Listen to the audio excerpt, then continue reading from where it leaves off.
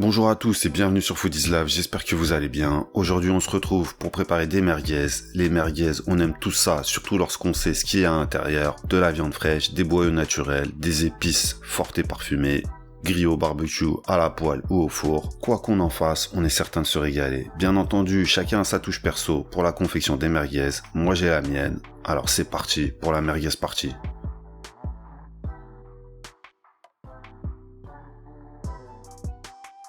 Et on démarre de suite avec l'assaisonnement de nos merguez. Dans une poêle, vous allez venir déposer une cuillère à café de graines de cumin, une cuillère à café de graines de fenouil, une demi-cuillère à café de poivre noir en grains, et pour ceux qui souhaitent la version piquante, une cuillère à soupe de piment de Cayenne. On fait torréfier le tout à feu moyen pendant quelques minutes, en gardant les épices en mouvement pour éviter qu'elles ne brûlent. Et dès que vous sentirez leur puissance vous monter au nez, vous stoppez la cuisson. Vous les transférez de la poêle à un bol et du bol à un blender.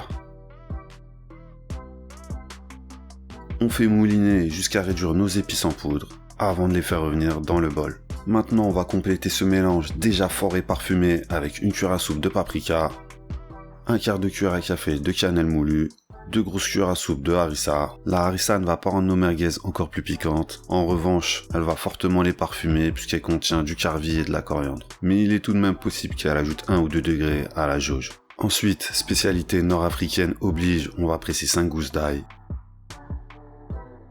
Ajouter une grosse cuillère à soupe de coriandre fraîche hachée très finement. On rajoute 10 centilitres d'eau.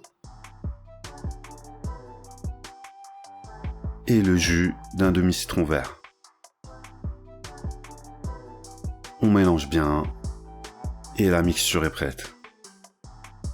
Vous pouvez bien sûr, si vous le souhaitez, la préparer 1 ou 2 jours à l'avance et la laisser patienter au frigo pour le jour J. Pour nous, le jour J c'est aujourd'hui, alors on va simplement faire patienter la mixture sur le côté. Maintenant, on va pouvoir s'occuper de ce qui sera la victime de la mixture.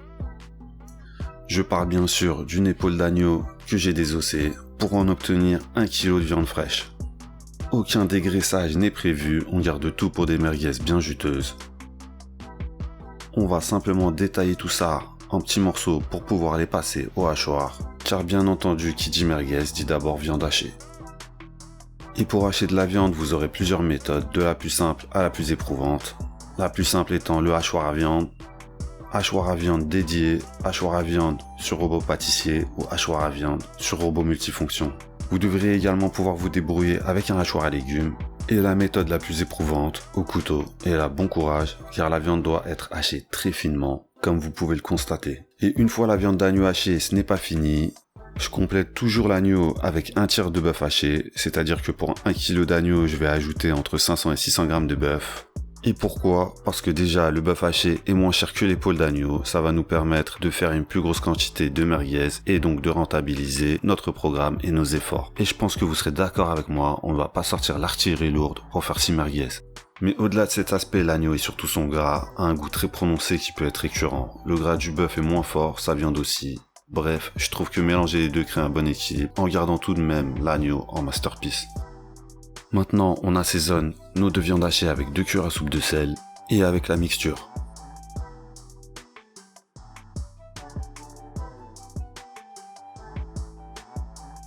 Maintenant, vous allez mettre les 2 mains à la pâte et pétrir la viande pendant au moins 5 minutes. 5 minutes pour réunir les 2 viandes, pour bien répartir la mixture et pour bien répartir le gras.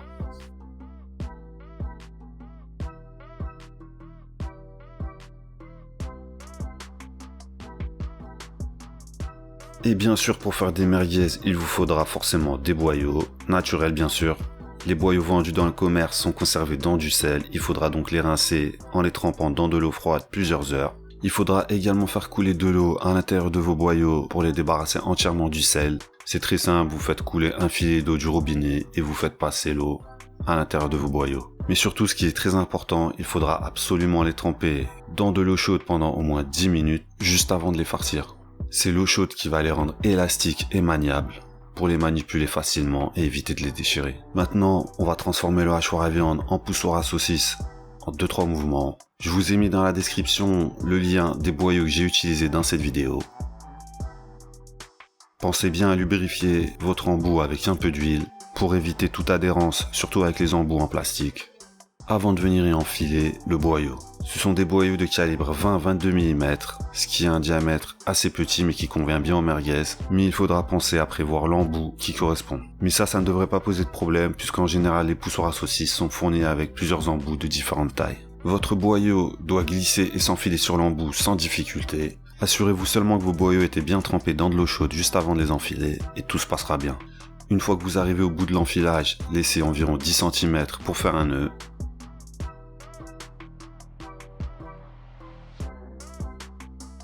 Et vous allez pouvoir commencer à charger la viande et enclencher le mécanisme en vitesse lente. Vos boyaux vont se remplir progressivement. Chargez et poussez la viande avec une main et guidez les boyaux avec l'autre. Allez-y tranquillement, si vous êtes novice, vous allez vite prendre la main. Vous verrez, c'est très simple. Si jamais un des boyaux se déchire en cours de route, ne vous inquiétez pas, continuez à faire défiler. Les cicatrices des premières merguez sont inévitables, mais vous allez vite les maîtriser et les apprivoiser.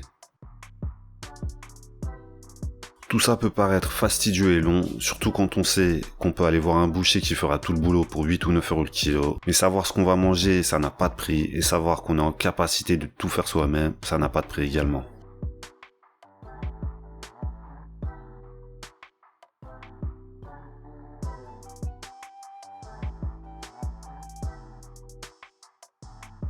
Et une fois arrivé au bout du boyau, vous allez encore une fois laisser environ 10 cm de marge pour pouvoir faire un nœud de fermeture.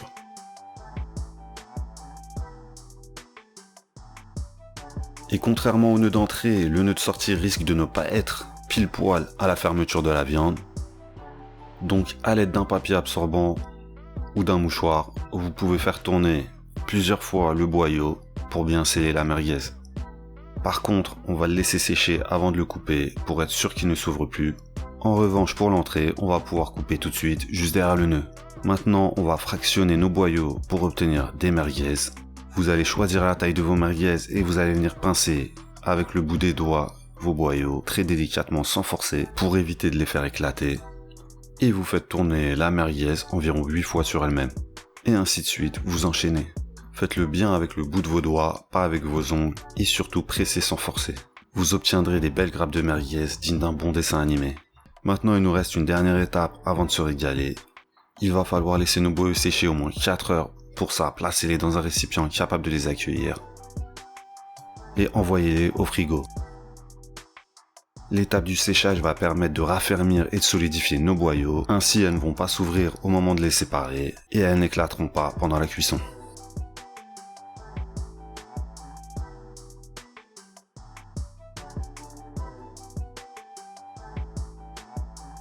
Pour la cuisson, bien entendu, le top du top, c'est le barbecue. Mais il n'est pas question pour ceux qui n'ont pas accès au barbecue de ne pas pouvoir se régaler. Alors n'hésitez pas à tout moment de l'année de faire chauffer la poêle en fonte et de faire griller de belles merguez maison.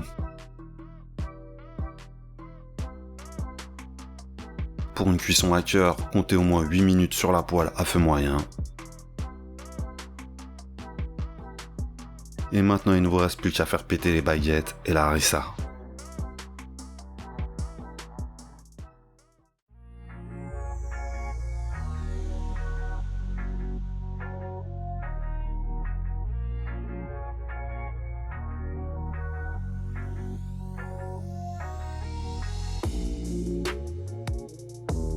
J'espère que cette vidéo vous a plu. Si certaines explications vous ont paru troubles, faites-le moi savoir, on les éclaircira ensemble. Pensez bien à liker la vidéo et à vous abonner si vous ne l'êtes pas. Activez bien la cloche pour ne rien rater. Et je vous dis à la prochaine vidéo pour une nouvelle recette. Ciao!